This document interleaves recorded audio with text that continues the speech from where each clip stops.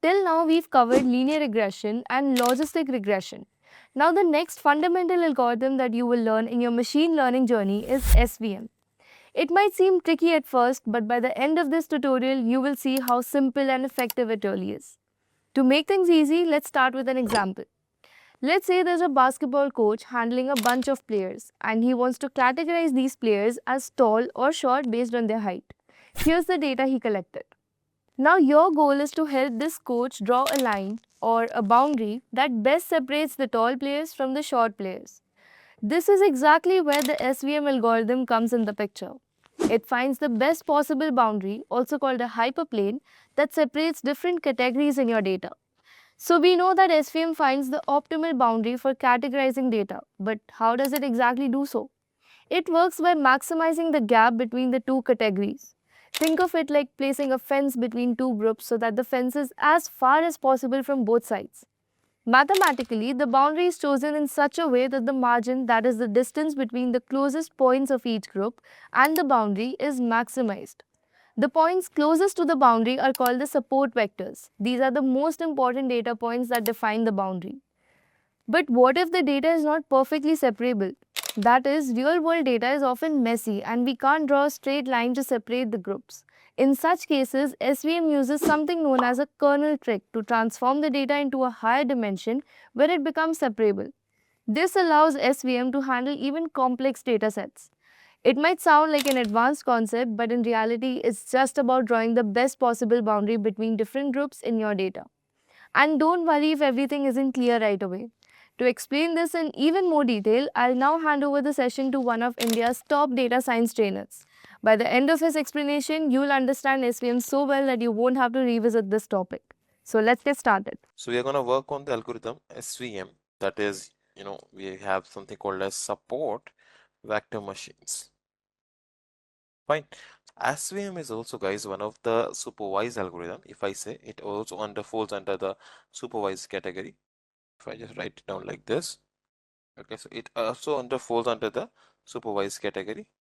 Okay, that can be used for both classification and regression. Okay, but majorly we prefer it for the classification because the working we have the working majorly it supports a classification task over here. Okay, so how the how the SVM perform the classification? Okay, classification into our models. Okay, so basically, let's take a very simple example to understand the SVM over here. Okay, we understand basically what exactly does we mean here the support vectors here. Okay, just okay. So here, there is one important role of decision boundary and a hyperplane over here. Okay, there are few terminologies. Okay, let me just write down here few terminologies that you need to understand before understanding the SVM. Okay, so we have had some terminologies. Let's say I'm talking about hyperplane. Okay, like it's not like prerequisite, but it's like these are the terminologies that we are going to use within the explanation of this support vector machine. Okay, so we'll understand hyperplane, we'll understand the margin, also we'll understand, let's say, support vectors. What are support vectors? Okay, also we'll understand here linear separable data and non-linear separable data. Okay, these are the few terms, okay, that actually we are supposed to discuss throughout this explanation of this support vector machine. Okay, now see what is happening over here. Let's start with the hyperplane first. Okay, I think everyone know that a hyperplane, or usually let's say if I'm calling as or let's say decision boundary. So now here, yeah, we are gonna suppose start with this support vector machine here. Okay, so while introducing these terms, we will be definitely getting into understanding and the entire picture of this SVM into one mind. Okay, so let's say let's give one example over here. Okay, so let's suppose we have here one scenario or one case where I'm supposed to, let's say, classify the data we have over here. Okay, let's say here I'm having some of the blue dots. Let's take an example here. Here I'm having some of the red dots, let's say. Okay. Also, I'm having here some of the blue dots, let's say. Okay. Yes. Tell me one thing, guys. If I'm supposed to separate, let's say this is my x-axis, this is my y-axis. That's x-axis and the y-axis. Now, here you can see, we have here the two classes, guys, right now. Just consider an example of two classes only right now. Okay. So in this case, okay, tell me one thing. Can I just create a line and separate these two variables? Yes, guys, is it possible? Is it possible to create one line or any decision boundary? Decision boundary is basically any of the line. If I just create into this graph, that will able to separate the variables, both the variables together, like differently. Let's say we have red, we have blues. So is it able? Are we able to separate it properly with just a line? Yes, guys, correct? Yes, we can separate it, right? So yes, that is the thing. If you see now, if we just draw here a line like this, let's say here you can see, yeah. See. So if we create a line here like this, yes, we are able to separate it. Yes, yes. Basically, the both are same. The difference is what? When we are talking about a decision boundary, a line, okay. So it's like it's something like this, okay, a line. But when I'm talking about hyperplane, which means I'm putting a plane like this, okay. That is basically in 3D, in the two-dimensional. So it doesn't matter how far they are, still we are able to separate them. Okay, still we are able to separate them like this. Okay, so hyperplane is basically a 2D plane I have added, okay, a 2D object that will be covering up both, or I can like I can say that will be separating all my dots, red dots to the blue dots, I can say. Okay, now why can't we use k-means? See, k-means is for the clustering. Okay, k-means is for the clustering, which data point belongs to which one. Okay, so it's like for the existing data only. Okay, when we don't know which data point belongs to which one. Okay, here we are talking about the classification when the new data point will come. So what it will be, right? So here we are looking for classification, not for clustering. Usually we can't compare here the algorithms very firstly. Okay, so only what we can see is, okay, that what extra features every algorithms are having. Okay, I'm not saying that SVM is always better than logistic. Okay, maybe in some cases logistic can also give some good returns. Okay, but yes, SVM is basically, if I just compare with the uh, let's say logistic. Okay, so how it is better if I just give a one extra point. Okay, not the better, but one extra feature what SVM have. So SVM can also deal with the non-linearly separable variables also. Okay, when we have a non-linear separable data, okay, in that case also the SVM can work, whereas your logistic doesn't work with that. Okay, logistic have the basic assumption that a data must be a linearly separable, I can say. Okay, so can say that they are 2D with 3D data points separately unit respectively. So yes, when I'm introducing a hyperplane, so just imagine like this, I'm introducing a plane like this, let's say like this. Okay, I have a plane in between. Okay, that is separating both the variables. Even if we see from back also, still they are separated. So that is something of a plane I'm introducing. Okay, now what actually what the problem, what how the SVM basically works. Okay, so if you see here, what I'm supposed to do, if I'm creating a decision boundary here. Okay, now very firstly, guys, okay, let's understand this SVM with linear separable, okay, data, and then we'll understand for the non-linear separable also. Okay, we'll come to that point also, guys. Okay, so let's understand over here once. Okay, so this is a hyperplane I have created, but why I have created a hyperplane like this? Can't I just create another hyperplane? Let's say if I say here, let me just erase this. What if I'm trying to create a hyperplane like this? Just like now, this line is also dividing my hyperplane, isn't it?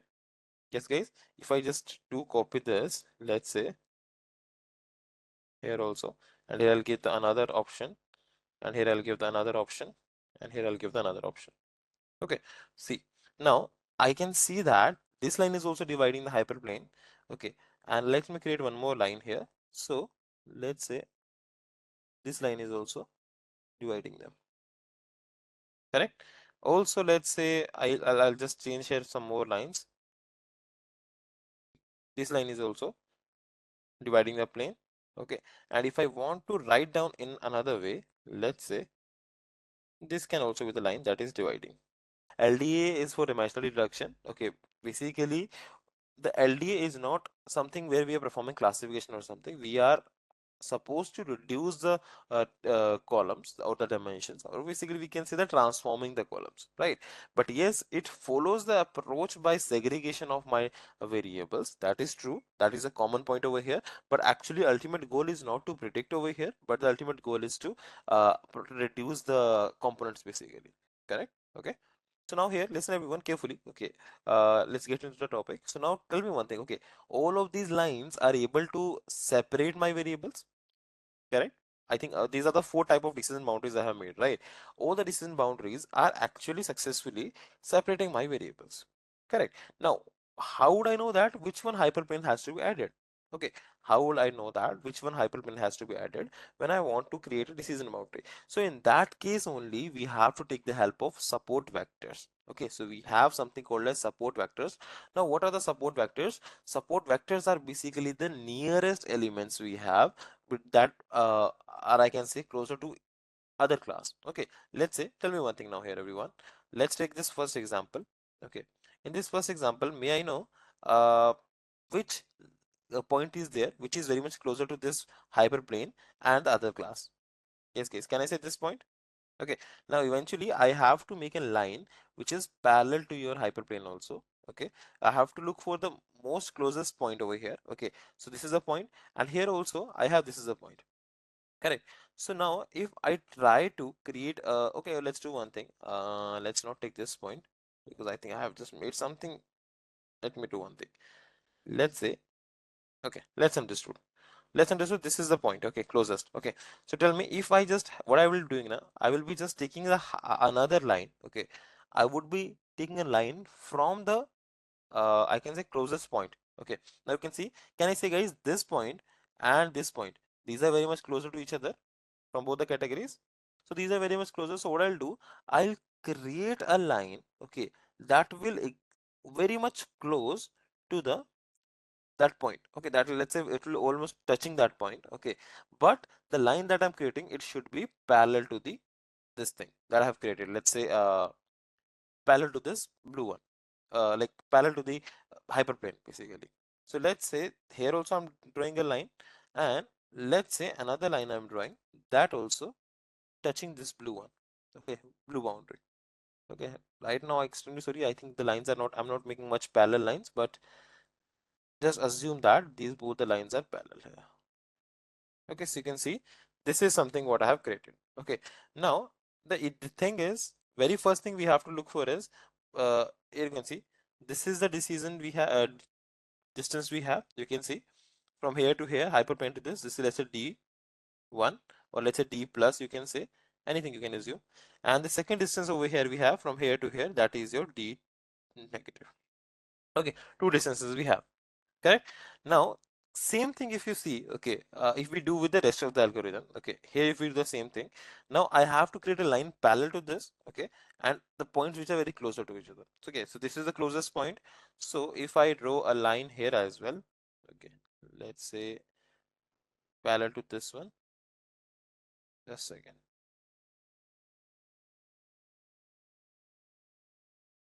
Okay, see now, so here also I'm going to create a one more line, guys. Let's say, and make sure guys, whatever line, see, how would I create these lines that I'm creating? Okay, so these lines I would be creating very firstly considering the reference to the support vectors. It should be, these lines should be very much close, or I can say almost touching the support vectors, and as well as these lines must be parallel to your hyperplane. Okay, this is the condition guys, the lines that I'm drawing here for helping my decent boundaries. So it's like I am taking in such a way that it should be close to the support vectors, as well as it should be parallel to the hyperplane, I can say. Okay, so now you can see here this is a hyperplane. Now I need to join a line which is parallel to this. Okay, so how would I do that? Let's say I'm creating a line here which is parallel. Let's say if lines are not getting much parallel guys, so please just pardon for that, because that is not, I'm not able to draw it properly.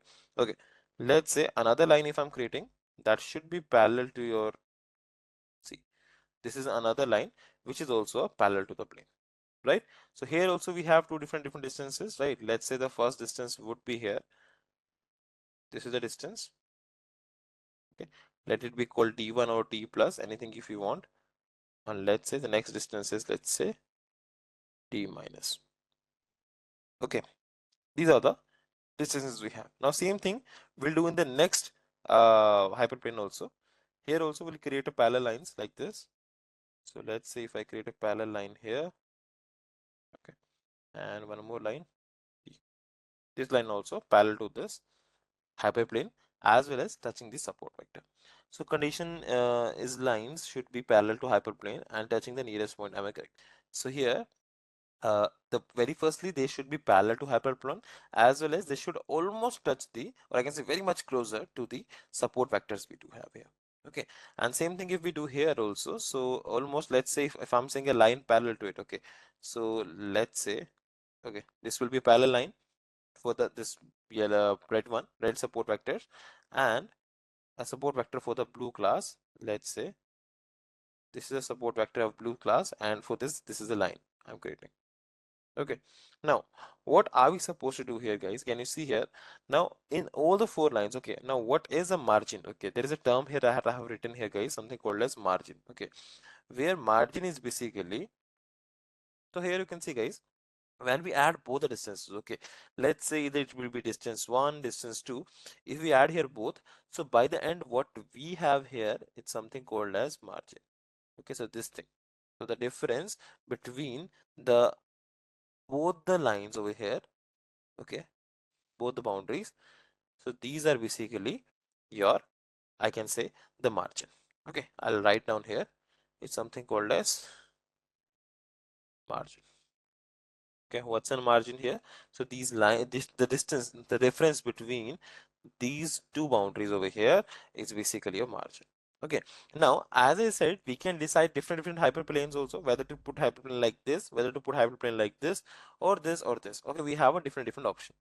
So it is basically what I said, the distance. Okay, if we add both the distances from this boundary to the hyperplane, from this boundary to hyperplane, the both the distance if we added, okay, if we sum up both the distance, so this distance is equivalent to the margin. This is called as margin. Basically we introduce it as a term, or I can say how wide the distance is, I can say that is something called as margin here.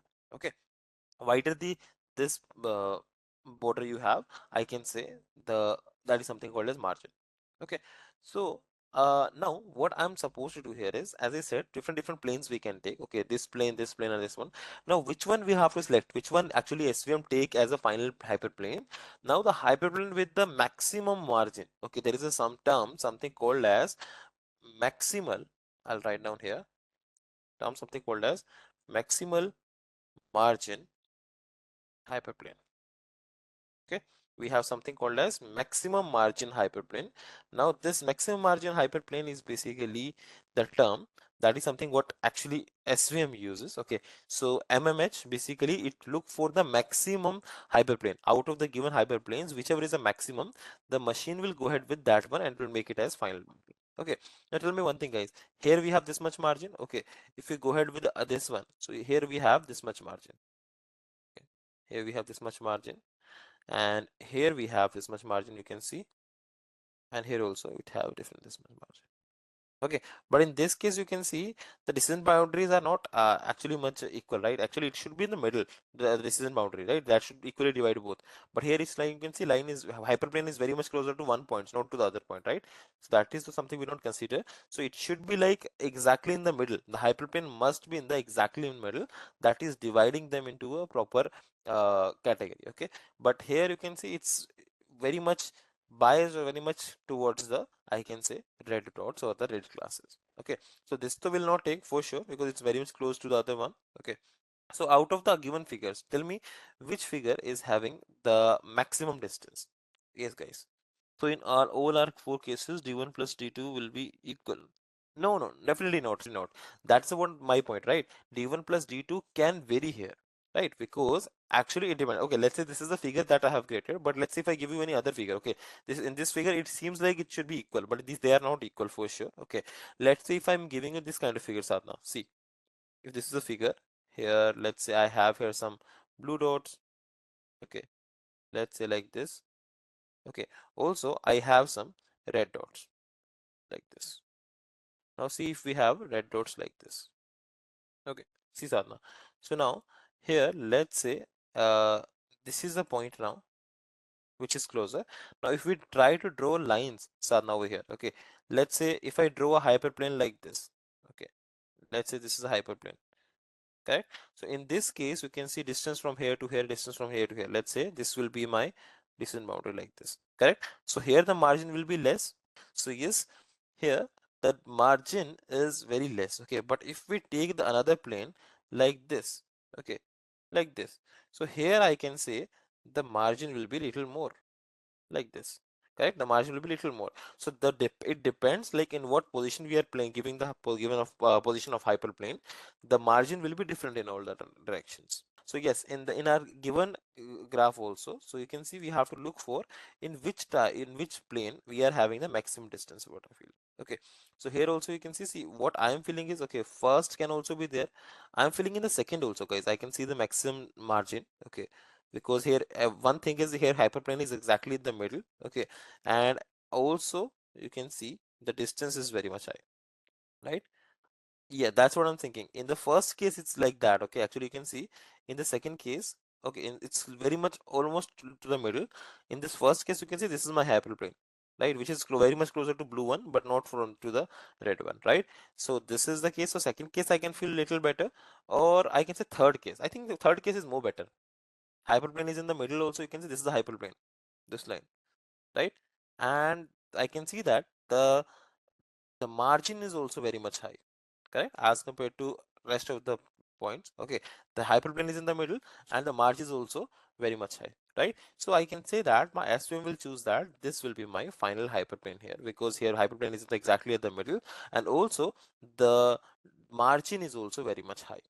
Okay, so this is how SVM is now working by just introducing a hyperplane to just divide the I can say category classes with the help of decision boundaries. Okay, all right. So now that is something what the what actually is, this SVM takes the conditions. Okay, now actually now it depends. Now if what if we have a non-linear data? Okay, right, this is something what we did here, that a linear data. Okay, the hyperplane being middle in the middle, okay, is not always necessary, but okay, but actually it's an ideal condition, I can say. Okay, it's like, I can say if it's exactly at the middle, then I can say the results would be more better, what I felt. Why? Because the accuracies will be better, correct, Niladhari? If we exactly in the middle, so I can say my model won't be biased, right? But just imagine, Niladhari, if we have hyperplane towards one class, right? So eventually we can say that there can be biasness, isn't it? Let's say whatever the result I'm giving,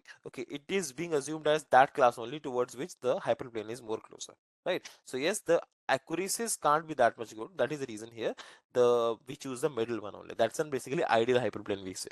Okay, so now this is something what we choose here, guys. Out of the four cases, we choose that this was the very much good curve, good hyperplane, where it was in the center, as well as the margin is also very much highest, I can say, right? So this is going to be my SVM. Now that is something what we discuss about, guys, the linear separable data. The linear separable data is basically, everyone, that can be easily separated by just creating a line. Okay, now what if we have a non-linear separable data? Okay, let's say if I'm talking about the non-linear separable data. Okay, now what I mean to say, the non-linear separable, which means the data set, okay, which are not linearly separable. Okay, just a second, where you added a straight line in can add curve line as well. No, actually it should be straight only, because a plane I'm talking about, it's a straight line only, right? It should be a straight line. Let's say because see, when we are talking about plane, right? Plane is always a straight line. It can't be a curvy or something. Okay. Now let's say, giving an example of non-linear separable data. Okay. Let's assume that we have a data here like this. Okay. Now assuming that the data points are separable in such a way, are containing in such a way that they are mixed up and we can't separate them anyhow. Let's say if I have here some of the dots here like this, some data points like this here. Okay, and also we do have some of the data points like this.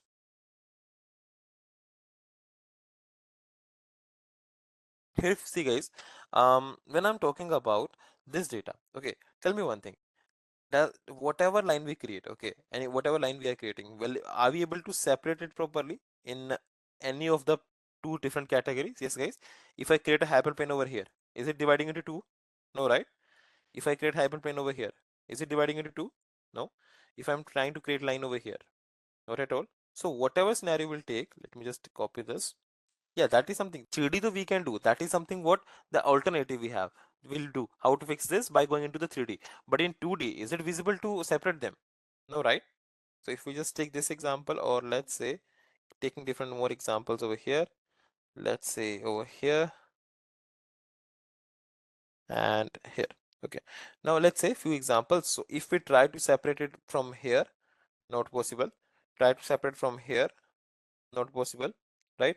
Trying to separate in this way, no, not possible. Try to separate in this way, not possible, correct? So any of the way if we take linearly, I can't separate them. Okay, correct, definitely we'll go to kernel trick here. So linearly we cannot separate them, thus we have to get into the 3D basically in order to separate them. Okay, so how will I do that? Let's say if I same thing, if I visualize in 3D.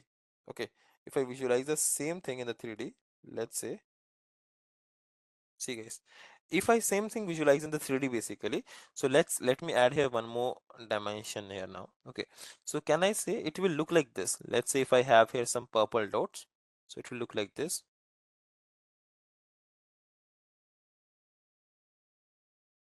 Okay, and the red dots, let it be. Yes guys, can I say like this? If I look it into the 3D from 3D angle, so it should look like something like this, isn't it guys? Let's say if I just introduce one more term here, let me make shift it, okay, little bit. Can we say like this? It is something how it will look like this, correct? Yes guys, this is how it will look.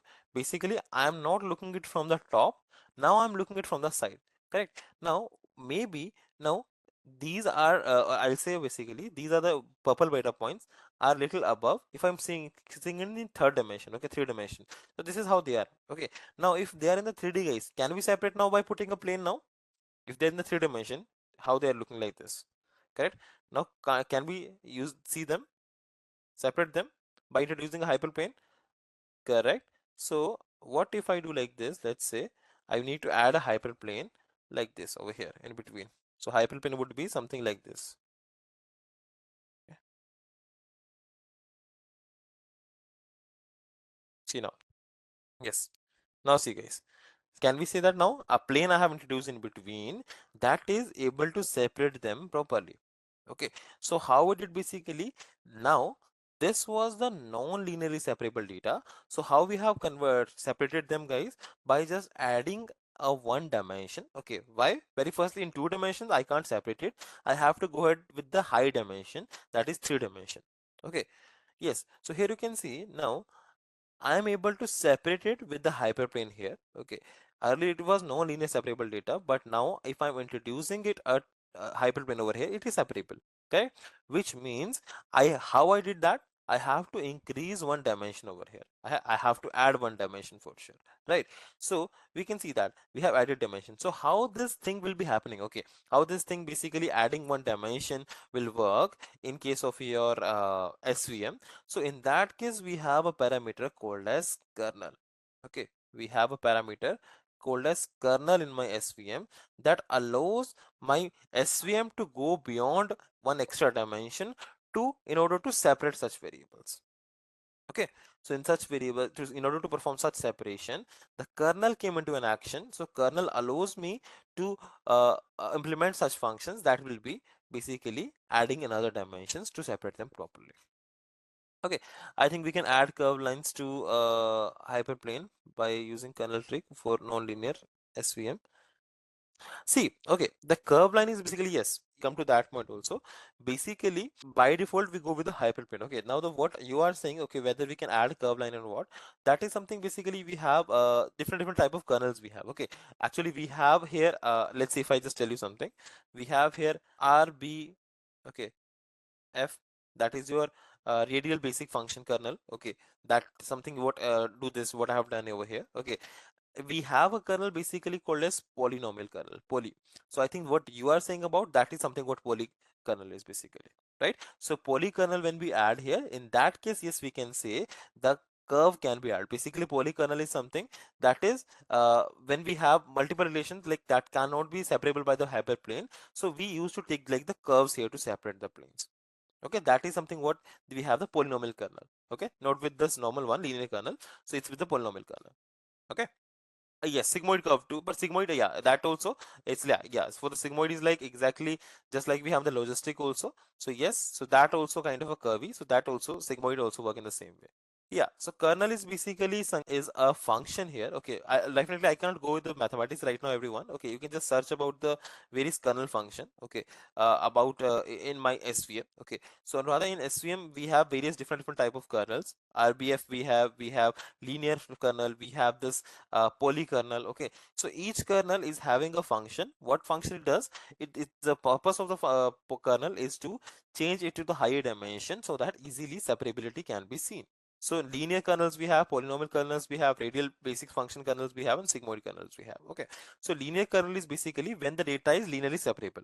That is, which means putting no kernels, no such kernels, or I can say basically by default it will be, let's say, kernels, a linear kernel. Okay, now polynomial kernel will be when I have more complex relationship where I need curves to separate it. Okay, let's say if we have this kind of graph. Kernel, as of now, just remember guys what exactly kernel is. Kernel is a function basically that allows to handle the non-linear data basically, but that allows to introduce the addition of dimensions so that non-linear data can be separable. Okay, so I guess understood. Basically, as you can see, this was a non-linear data. As it was not able to separate in this 2D dimension, it has to be separated in 3D dimension. So allowing my data to go into the 3D to separate the data, that is something what kernel will do here. Okay, so kernel introduces the third dimension, or let's say one extra dimension. Okay, here we have only two dimension we have taken, right? So in real data it can have multiple dimensions. Now introduction of new dimensions and adding more dimensions, we can say, that is something what kernel's task is. Okay, so as I said, kernel task is to add a dimension. Okay, and after dimension adding a dimension, how it will be separating it. So you can see this is how it will separate. This is you can see adding a plane here. That is what your radial one will do, radial basic function. Now polynomial kernel is basically what if we have such kind of thing. Let's say if we have a graph over here in which data points are mixed up. Okay, like this. Let's say there are red dots, and let's say we do have some blue dots also. See, let's say like this, correct? So in that case, if you can see here we can't introduce a hyperplane, right? But can we introduce a curve here to separate them? I think this is, you're having that in polynomial, right? So in order to separate these data points, I can't introduce a plane here, but I can introduce a curve here to separate them, right? So that is what polykernel will do. If we have a polykernel, so it allows us to add the curve basically to separate them. Okay, that is polynomial kernel. Okay, so just like that, we have radial basic. That is something what you're doing like this. This one is basically radial basic. Okay, and there is a sigmoid kernel. Sigmoid, I think everyone know that. That is just like a logistic itself. Support vectors are basically, the closest points here. If I'm talking about here in this example, so can you see these points were very much closer, I can say, towards each classes. You can see, right? So with the help of with the reference of these points only, I'm creating these boundary lines, right? So that's why these points are itself called as support vectors. So also we'll just have a look into the dataset also first. Okay, like what exactly dataset we are working on. Let me give the data description also. Okay, just a second. I'll paste it here. Okay, so here you can see.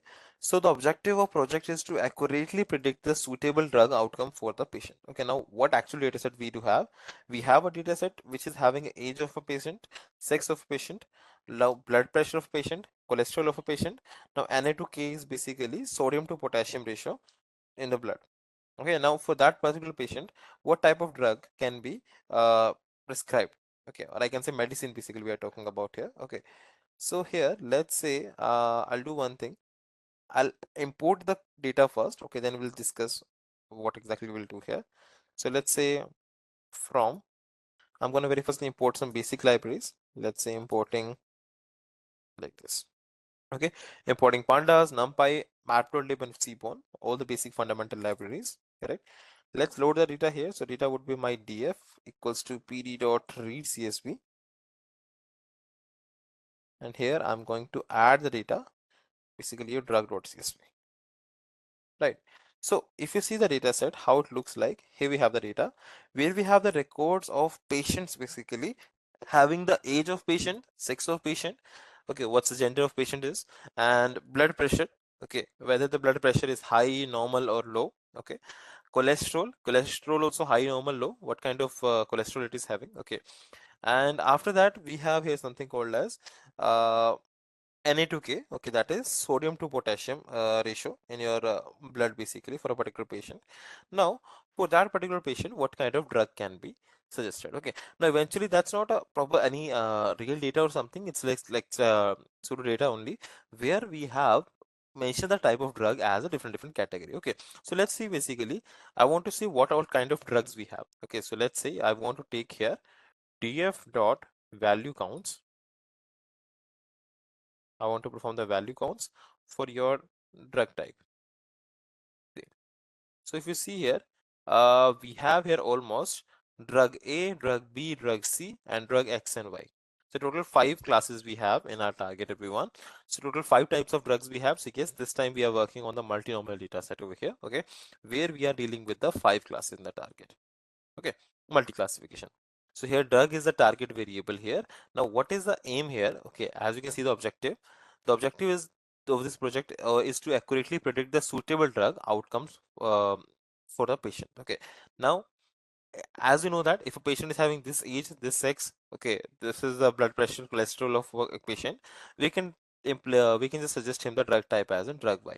Okay, like this. So that is something what the pattern I want my machine to learn.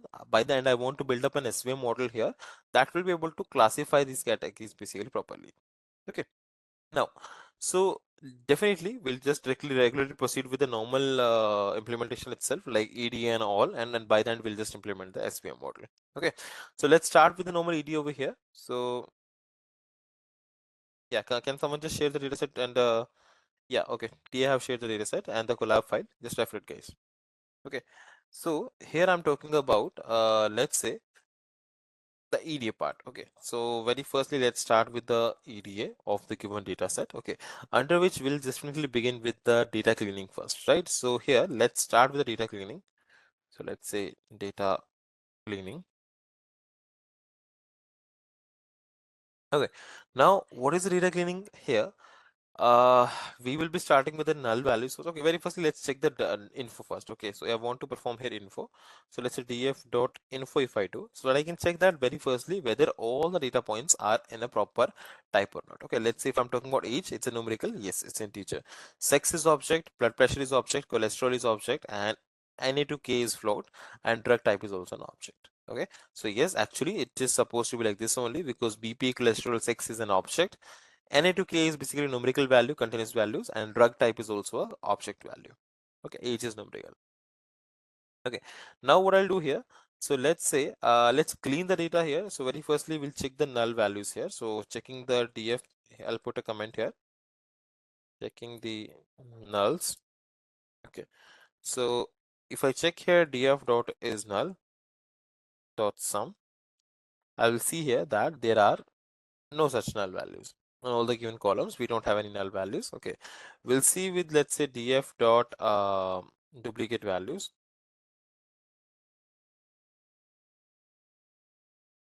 dot sum. Yes, so definitely here the duplicate values are also not there. Okay, so which means yes, the data is almost clean, correct? Now, if you want to go ahead with the outliers, that is also you can do if you want. Okay, that is for the age column, and for Na2K only you can do because rest of the columns are mostly categorical. For them to we can't do. We won't remove outliers as it's a medical data. Yes, that's the thing. That is what I was about to say here. So usually if you want uh outliers, actually if you want, okay, you can definitely remove it, okay, because definitely it's an outlier is one of the part of your ETA, okay, but eventually as I said it's a medical data, so for the medical data little bit I can go ahead that much because that's kind of a risky here, because for the medical data is like, whatever the actual, it's a fact basically, factual values I can say, okay, but what I can do here, at least what I'll do, I will not implement here the outlet. See, only two options are there for implementing, Na2K and the age, right? And other columns are basically your I can say object columns, right? Now, what I can do over here, we can check the outlier for the age only. Okay, let's not check for NA2K because that is something what patients are having the medical value, right? We can't proceed with the outlier for such cases. Okay, medical data. But yes, as we have a age here, okay, age so we can check outlier, right? Because maybe possible some extremely large number of ages we have. So yes, let's check with the outlier. So what we'll do?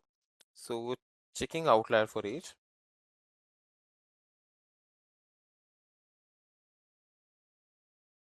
Let's say I want to check here df dot sorry plt dot box plot, and here what I'll do, I'll create a this outlier for the column. Let's say age. Let's see. So here you can see, yes, the age column is not having any outliers. Okay, as well as if you want to check for the NA2K also, but most probably it is not needed. Okay, yes, I'm checking Sankhya for NA2K here.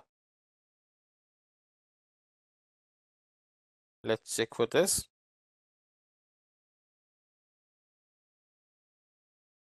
Okay, so you can see it is having few outliers. Okay, now you can see here.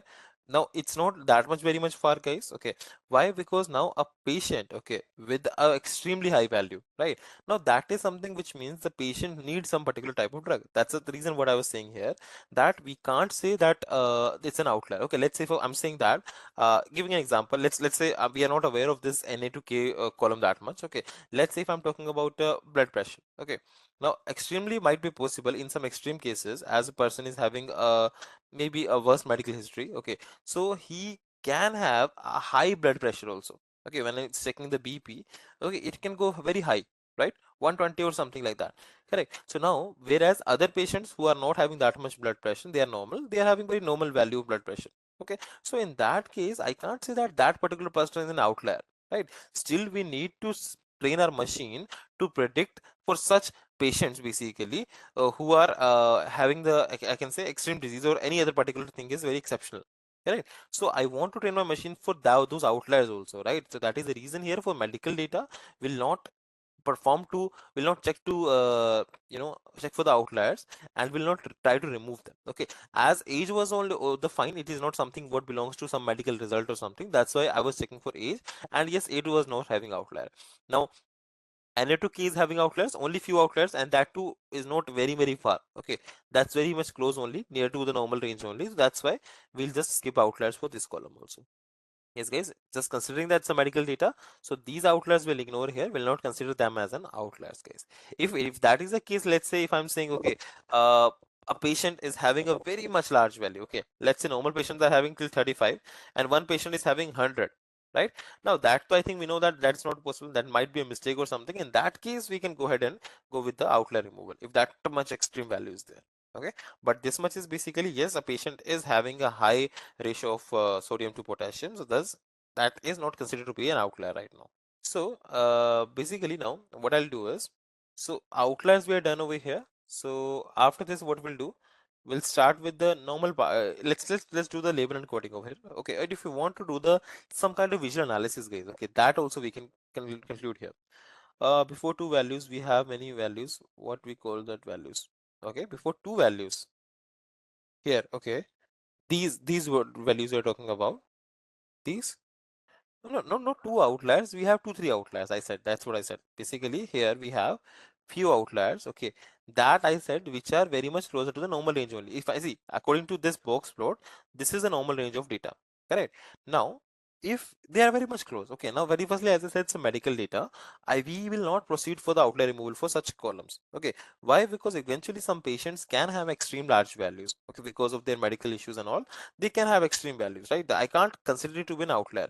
When can I say outlier? If they are very far, let's say if it's 100, right? That is not even the normal range. Let's say a person can't have a 100. Let's say I'm saying a person is having a blood pressure of 300, 400 BP.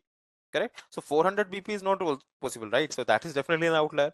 If such case of values are there, then we can perform outlier analysis. But if it's a normal range, okay, then it's fine. Can we visualize it? Oh, yes, definitely. We can do the visualization over here.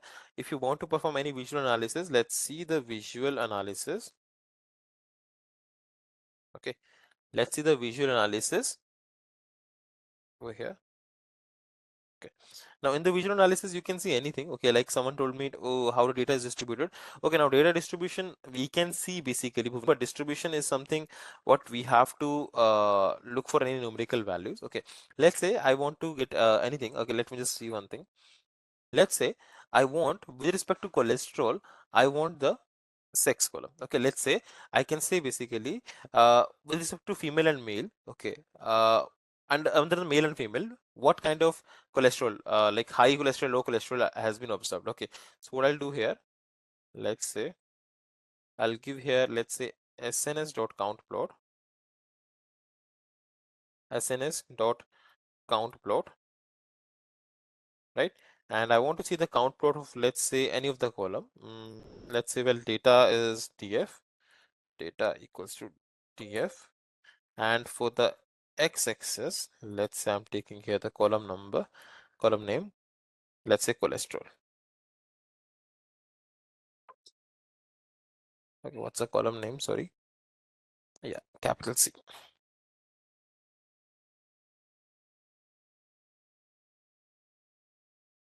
Okay,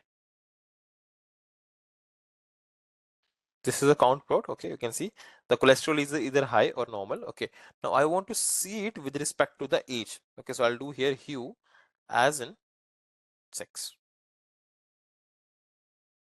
capital S, I guess. Okay, so can you see here, guys? Let's see. Mostly patients almost we same here, but mostly patients are there with the high cholesterol, right? Now, if we see with respect to hue, so I can say that orange is representing the males, right? And blue is representing the females. So I can see that more cholesterol, high cholesterol has been observed in the men right now. Correct? Well, almost they have same, but if I compare both of them, so majority of men's are having the high cholesterol as compared to women. Okay, now see what I'm doing over here. That is something what a clear idea when firstly I got that when I'm just going to have a multi-class. So in that case, little bit possibilities are there that it will not be linear separable, right? See, so that is the thing. And second thing, guys, what I did, I just assume that only two dimension we have. Okay, just assuming these two dimension we have. Okay, age and Na2k. Now, if age and Na2k are not linearly separable, correct, even if I'm taking only two dimension, but here too we'll be having multiple dimensions, right? So which means eventually the data is a non-linear separable for sure. Okay, okay, collab is not updating, is it? Well, I am performing it. Okay, yes, refresh it.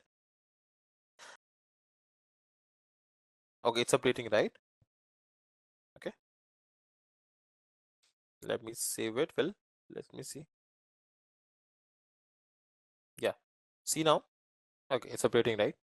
So here you can see, guys, very firstly about the scatter plot, what I said, someone told me to check that whether data is linearly separable or not. So I said definitely it's a non-linear separable, because as we have multiple classes and also we have multiple dimensions, also we can see that most probably it will be non-linear separable only. But still what I did, even to by just checking into 2D, so I took any of the numerical column and put it in the 2D, and you can see here the non-linear separable, right? So which means eventually for the multiple dimension also it will be a linear non-linear separable only. Okay, now for the count plot, what I did, guys, we are working on the visualization part. Okay, so that we can infer more and more relations out of the data. So what relation very firstly we get here, that the men, okay, men are having high cholesterol, or I can say uh than women, or I can say more men are having high cholesterol. Okay, more men are having high cholesterol than women. Now, after this, if I'm talking about for further analysis, visual analysis, what analysis can we make? So let's see. Okay. So now let's say I want to see here with respect to the blood pressure. Okay. Mm, okay. Shall we check the same thing? Okay. Let's say with respect to gender and BP. Okay. Same thing can we check with the gender and BP also, blood pressure and the gender. So let's do same thing. I want to know in which blood group the blood pressure is more. So not age group, let's say the gender group. So here instead of cholesterol, I'll consider BP. Okay, so here you can see majorly I have high BP. Okay, mostly people are there with the high blood pressure. Okay, and out of them also we have males in the highest position, I can say, right? So I can say that most, I can say more men are having high BP than women. Okay, and also further inferences, whatever you want to take, you can take out of the graph. Okay, and if you want to see the age distribution, so let's say if we wanted to see the age distribution, here you can see, let's say I want to create here SNS.list plot, okay, with respect to the age here. Okay, yes, can we say guys almost normal distribution? Yes guys, yes guys, can we say we have almost normally distributed age over here, right? Because we can see that here the distribution of age, basically what we were looking here, what type of people, okay, what age of people. So usually yes, 20 to 60 age of people are more there in this graph, and yes, mostly curve is normal distributed over here.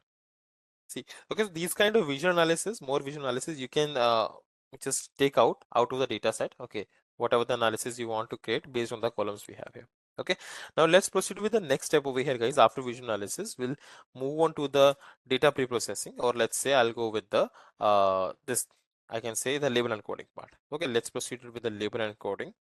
Now, so here, I think everyone know that what the concept of label encoding is. I think everyone is already aware of that, right?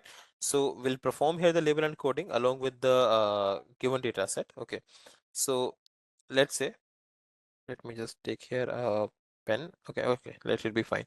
Okay, so what I'll do here, let's say importing the code for label encoding. So from sklearn dot pre-processing, we will be importing the, let's say, label encoder.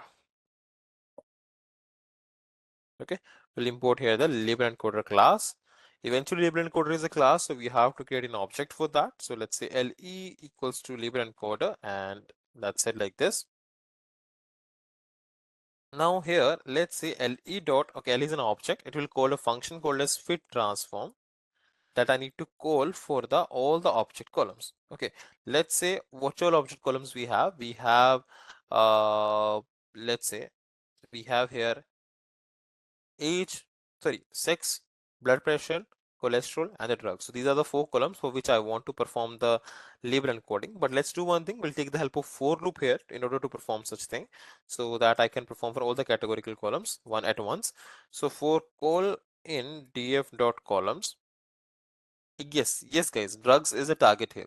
Okay, so basically based on the given medical condition of the patients, what drug has to be suggested, that is something what our aim is in the given data set. Okay, yeah, so here drug is a target column. Do need to do, no, we can do that also, right? So it should be like when we want to pass it to machine, we have to encode it also, right? Like object strings, so machines can't understand, no? So we'll pass here, let's say columns over here. Okay, so we'll do here, let's say I'll put a condition if the data type of, okay, what I'm doing basically, I'm iterating a loop for all the all the list of all the columns name. Okay, df dot columns. Now if I just perform here dot d type, okay, if we check here the d type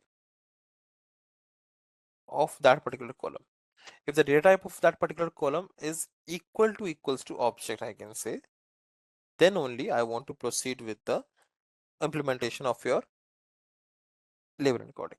Okay, so I'll take here a tab. Okay, so this is the LE as an object of label encoder.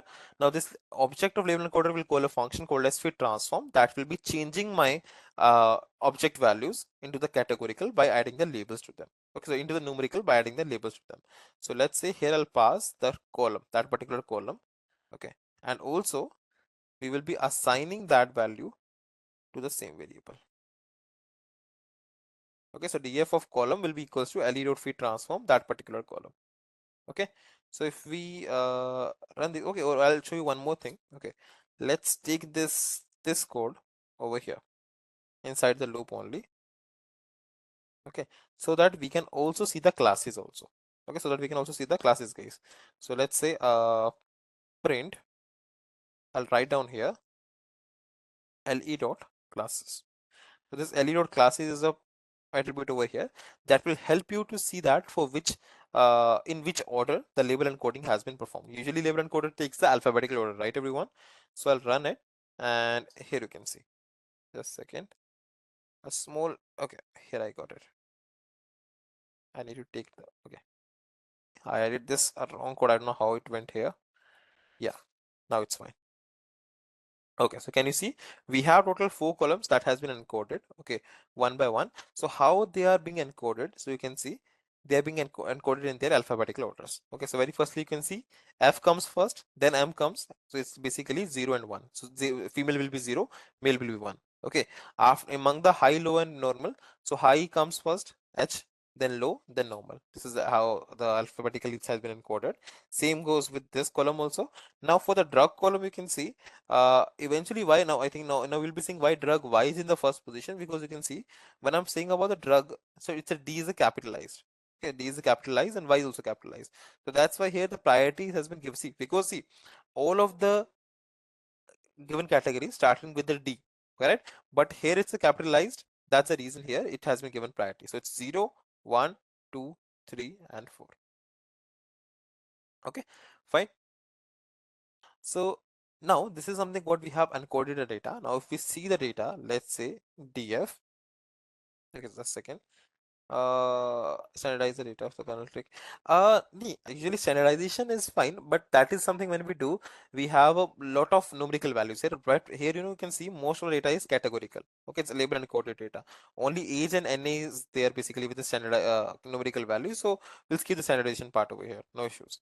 Okay, if it would be all the numerical values majorly, then though I can say that so we can standardize it. Okay, but here it's a label encoded value. So for the label encoded values of feature scaling is like not and much convenient, I can say. Okay, okay. Uh, let's see. Let's run it without scaling and all. Okay, then later on we'll compare it. Okay. So after this, guys, you can see here. Uh, let's say here. This is now we have performed the label encoding. Okay, now which is our target, guys? The target is the drug eventually. So what I'll do here, let's perform splitting of the data. So I'm going to split the data into independent and dependent. Okay, so here after splitting the data into dependent and independent, so x equals to, let's say I want to drop the drug column, and the remaining column would be okay, will be my independent data, and only the drug column would be my dependent data. Okay, x is giving 1, so that it will be dropping the column only. Okay, running it, and here you can see x, and you can see these are my independent columns, and here y, this is my dependent column. Okay, now after this, let's say I want to perform splitting of data into train and test. Okay, so I want to split the data into train and test. So for that, I'll be importing train test split function. So from sklearn dot model selection, I will be importing the train test split function. Okay, now after this, let's see. So let's call this function. So eventually we know that whenever we call this train test split function, we have to divide them into the 4 types, 4 datas. So let's say x train, comma x test. Very firstly, both the parameters of x, then both the parameters of y train and y test. Okay, these are both the parameters. Now here I'll call that function train test split, and I'll pass here my independent data, my dependent data. Test size I can give either the 0.3. Basically the 30% should go to the testing, and the remaining 70% should go for the training part. And the random state I'm giving anything is totally up to you. Whatever random state you can give over here is only to freeze the pattern of randomization, guys. I think everyone is aware of these constraints. Okay, these parameters. Fine. So running this, and now let's compare the shapes basically. So if you want to see X train, so having the shape of 140, now X train must have to match the rows with the Y train, that is the respective inputs, right? So that is, we are saying to my machine, these are the inputs from which machine I have to learn 140 inputs, and with respect to 140 inputs, there must be 140 outputs. So yes, we can see that y train is 140. Correct. And same goes with, let's say, x train. This also. Let's say I'm talking about x test. That is the data inputs that I'm giving for testing. There are total how many inputs? Let's see. Couldn't see all. So let's see dot shape if I check here. So xtest dot shape, it's almost 60 elements as in testing data. And if we go ahead with the y test, that also have the same number of rows, that is 60. Okay, so this is our testing data now, right now. Okay, now if you see here, size are same. This number of rows are exactly almost same for whatever we need here. Okay, now which means we can proceed with the model building over here. Now I'll see here the model building part. Okay, so let's say model building part. So here this. So from sklearn dot svm, okay, I want to import svc. Okay, now we have a svm module in the sklearn rn, and I want to import the svc. Okay, now what is svc?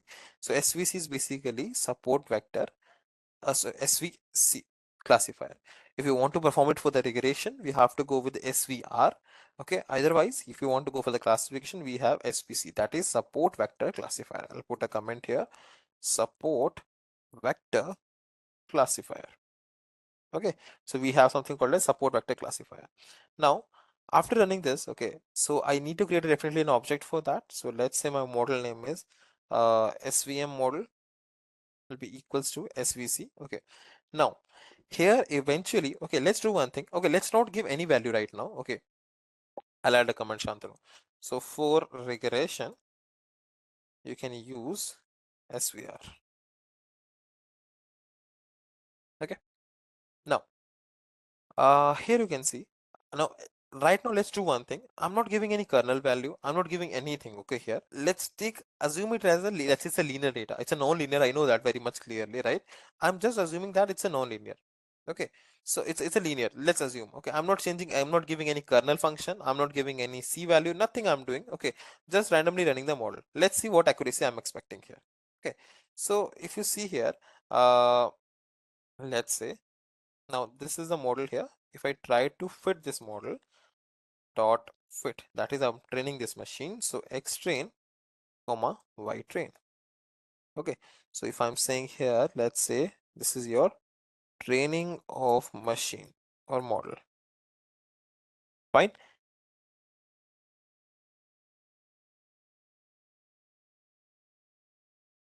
Okay, that's a training of machine. Now I want to go for the testing of machine, and here you can see, let's say I want to find the y prediction will be equals to your SVM model dot predict. I want your model to predict for the x test value. For the x test value, what is the result here? Okay, now that is something about prediction. Okay, now if we try to find the accuracy here directly, let's see guys, accuracy. So can you see here, the accuracy came out to be how much? Let's say your actual y prediction or actual data, y test comma y pred. Can you see this accuracy now, everyone? Okay, accuracy I need to import as well. Let's say here from sklearn dot matrix, I will be importing, let's say, star. Okay, so that all the evaluation matrices can be imported here successfully. Okay, after that, let's say calling this accuracy now, accuracy score basically, not the accuracy.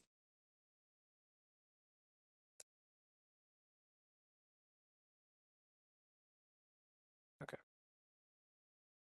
so we can see that here guys, what accuracy came out to be, 0.71.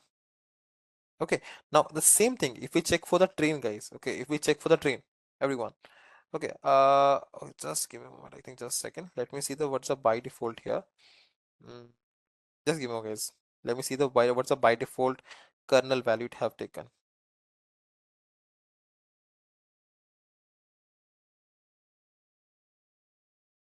Okay, it's taken RBF by default, right? Okay, fine.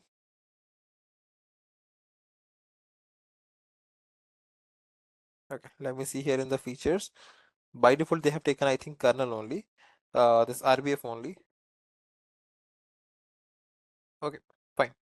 So here, what I was saying here, now, right now, okay, what we have here, uh, I have taken here this SVC. Okay, by default, it have taken the RBF. Okay, so RBF is basically right now, by default, performing the.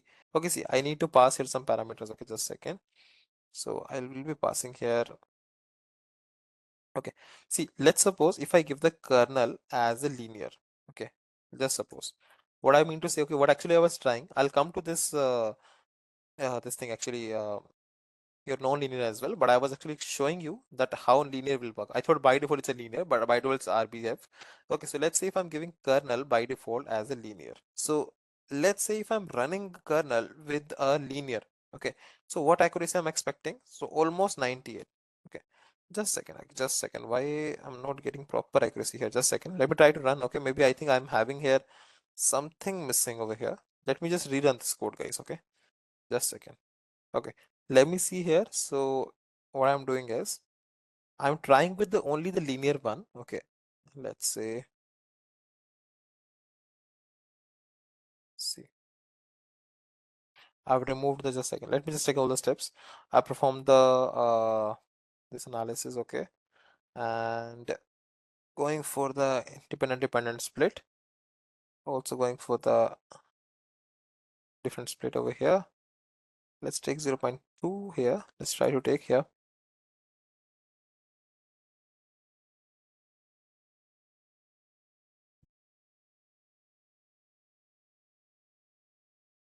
Okay. Fine. So you can see here, guys, when I have taken the linear, okay, what I'm taken, I've taken the linear here. I'm assuming that the given data is a linearly separable. I'm using the kernel linear. Okay, that is basically, it's only for 2D. It check for the 2D and check the linearly separable with the line or not. Okay, so if I'm taking that, so yes, so you can see, can you see the accuracy? 1. What does it mean? Which means my model overfits. Can I say my model overfits, right? Because eventually what actually happening is it's assuming the data is in the 2D, but actually it's a multiple dimensional data, right? It's trying to perform in the linear separable. So it's just cramming the data what I have in the training. That's it. So it's like giving the 1. It's my model is overfitting over here. Thus, which means we know that it's actually not a linear model. Right. So now what else we can do? Now if we do here, let's say by default it's the RBF we have. Okay. So if you want, we can go with a poly also. Okay. So poly is basically, guys, for what? So we know that we should not use linear here. Yes, linear should not be used because we know that it's not a linear data. Okay, it's a non-linear data. I was just showing if we give the linear here, what results I can expect here, and we expect an overfitting over here. Okay, now if we give here a poly, that is okay. I think let me just show you one thing. Okay, yes, majorly is for complex data sets where we feel like curves are required for such separation, I can say. So if I try to use a poly, still I can see the accuracy came out to be almost 75%. Okay. Now if we try here by the by default, that is your RBF. Okay. So that's a by default well. So that will be giving you the accuracy of 72% here. Okay. So let's see whether the, if this is accuracy, okay, what's the train score here? If we check here the train score. So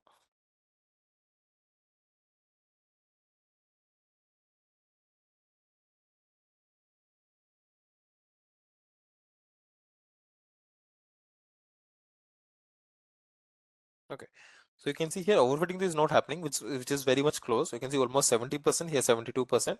So not much of the difference between train and test over here. Okay, so in this case, overfitting is not happening. Right, now let's see how it can be further optimized over here. Okay, now definitely we are changing the kernel is basically by default RBF. Okay, now if you want here, okay, 0.7 for your model, Sudipta.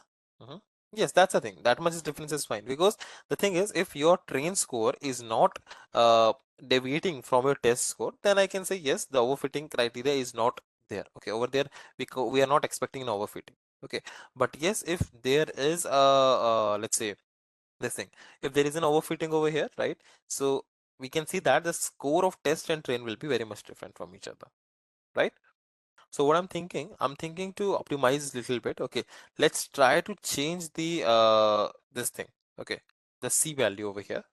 We have a C parameter.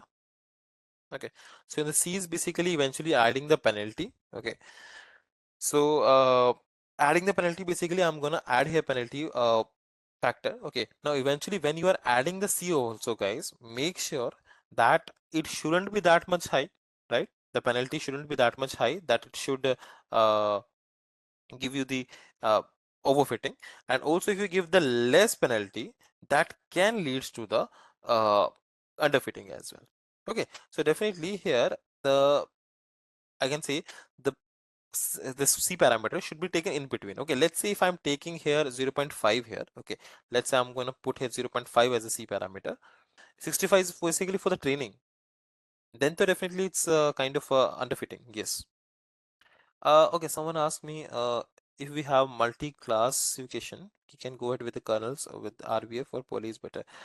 See, basically, usually RBF is only the better. Okay, poly is basically if you have a polynomial feature relationship in the data itself. Okay, if it's a complex data which have the relationships among them, okay, in between the data, and we want the curves to separate the data. In that case, poly is required. By default, best is I can say RBF only if we have a normal data.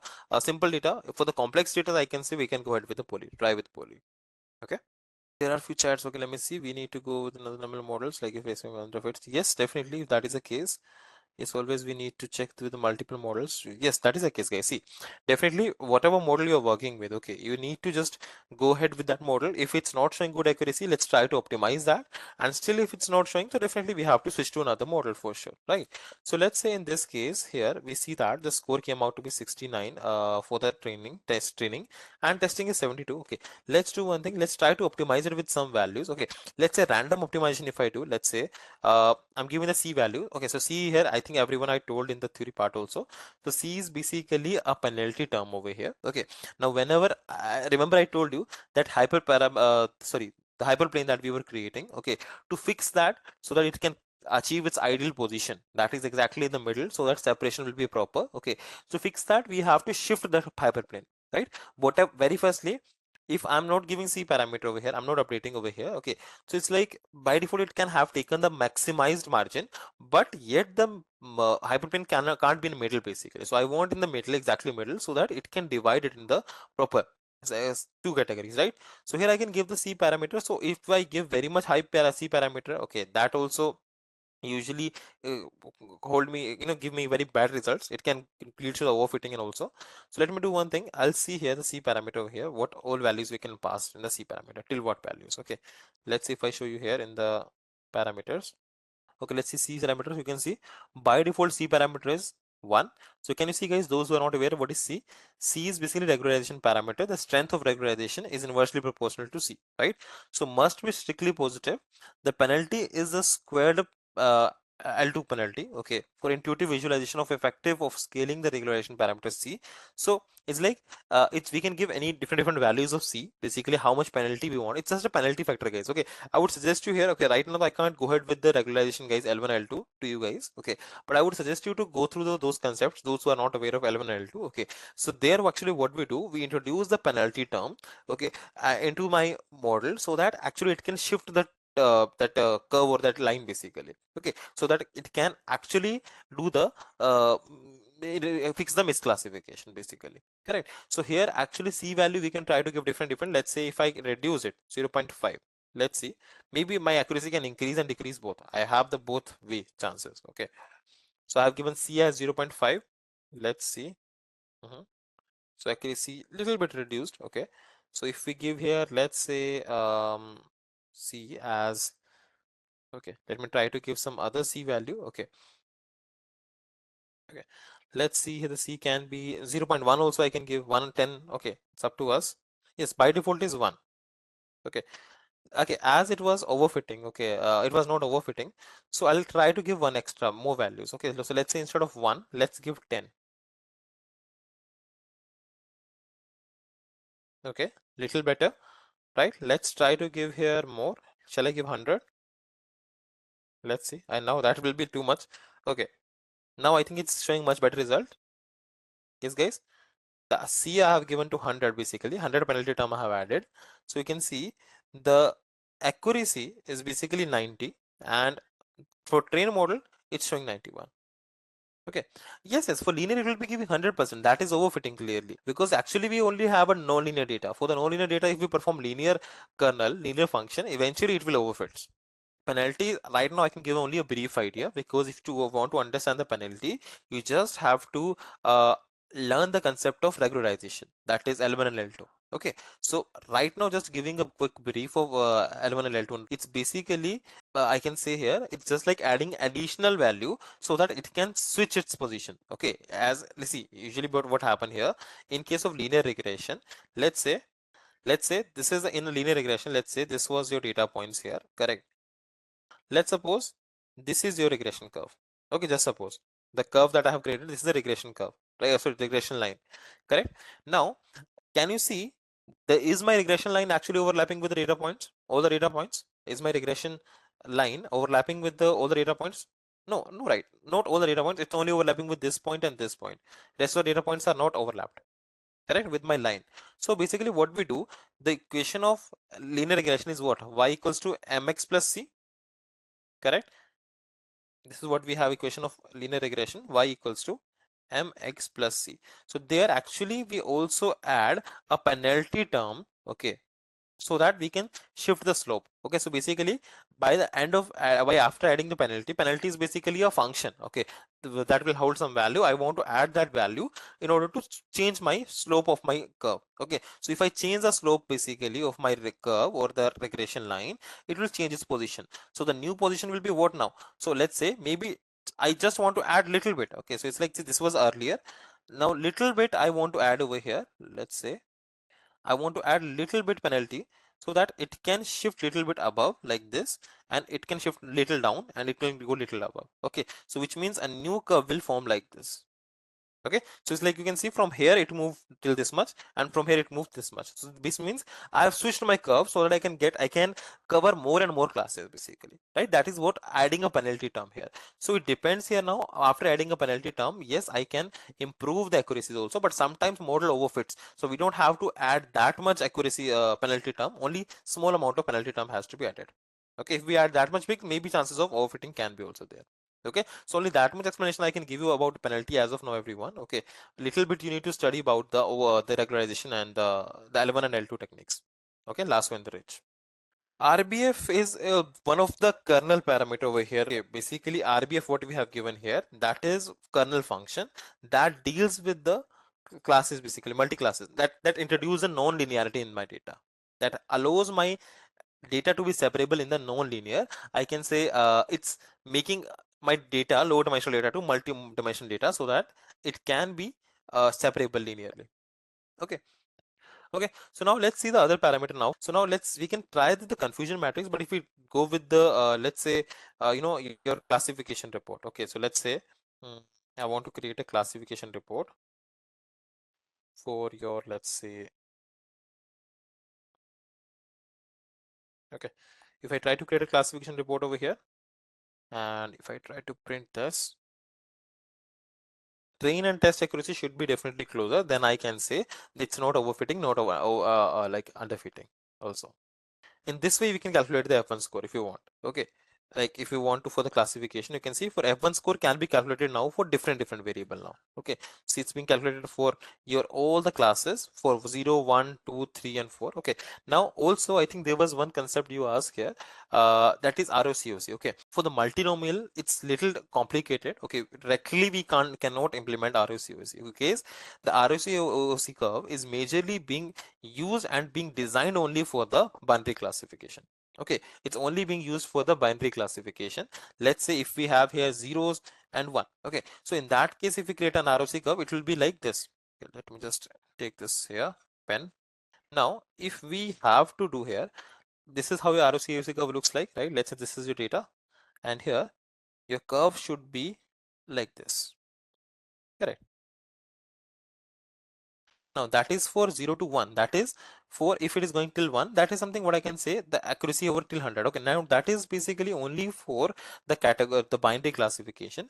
If you are going for the multi classes, okay, in that case we don't have any direct option to go with the ROC. Okay, we have to implement actually a classifier basically which is called as kind of a one to many relation. Okay, so what actually it does, okay, let's say if we have three classes A, B, C, and D. Okay, just assume we have three classes. Everyone, if someone is having doubt in ROC, majorly it will be preferred for binary. If you want to go it with the, that's what I'm about to say, the OTR and OTV. Okay, so basically here, if you have a variable, okay, let's say it will be still considering it as a binary only. If you want to, it's just a way to visualize, that's it. Okay, but still it will be considering it as a binary only. How?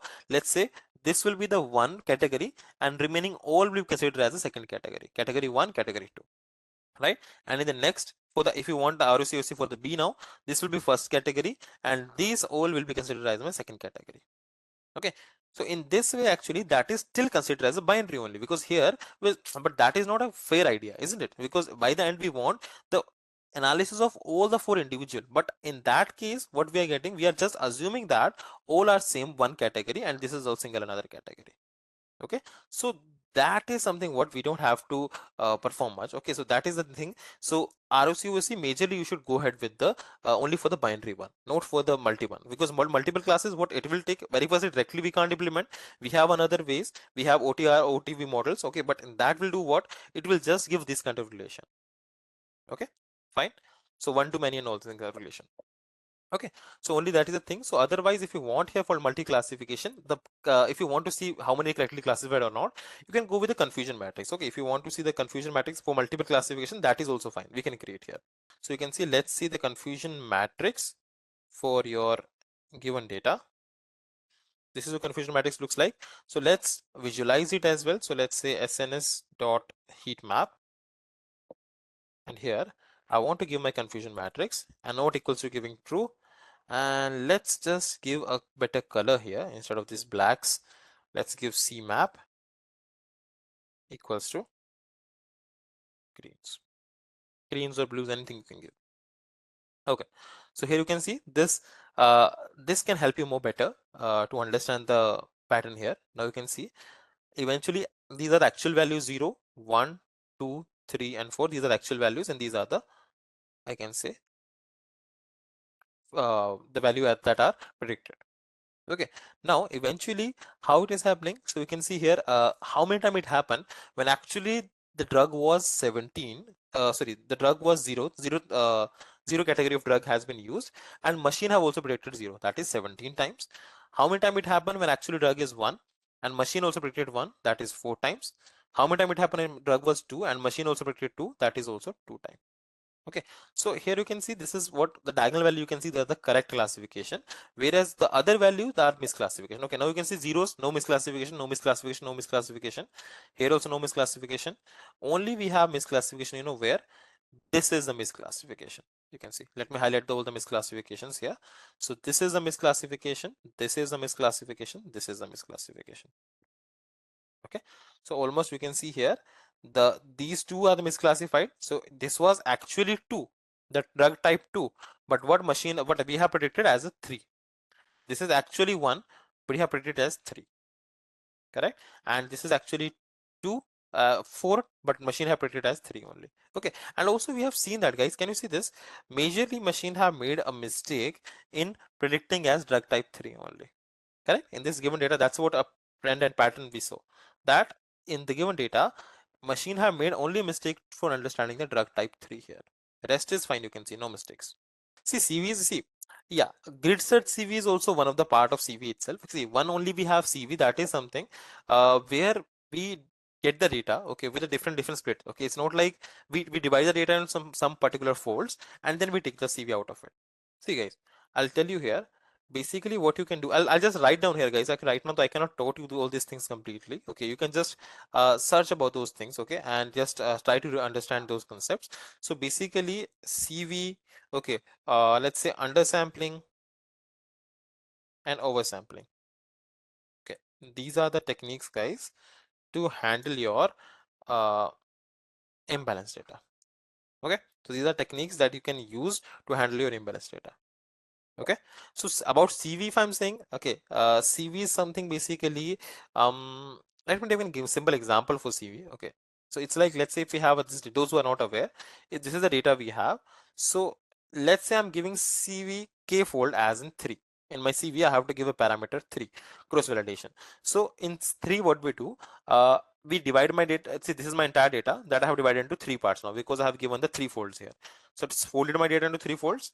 Now in the first try, let's say this will be train, and these two will be the training data, and the last one will be testing data. Correct? In the next combination, maybe these two can be training data, and this first one will be the testing data. In the next combination, maybe first and third can be training data, middle one will be the testing data, right? So this is what actually cross validation is, where we fold the data for training and testing. Instead of giving random training and testing, we give the fold. Okay, yes, that's a k-fold optimization, correct. Now this k-fold optimization, basically cross validation, is also integrated with the some optimization techniques like grid search CV, random search CV. So you can try those also, guys. Okay, so that can also help you to overcome these problems, the overfitting problems and the sampling, this imbalanced data problems.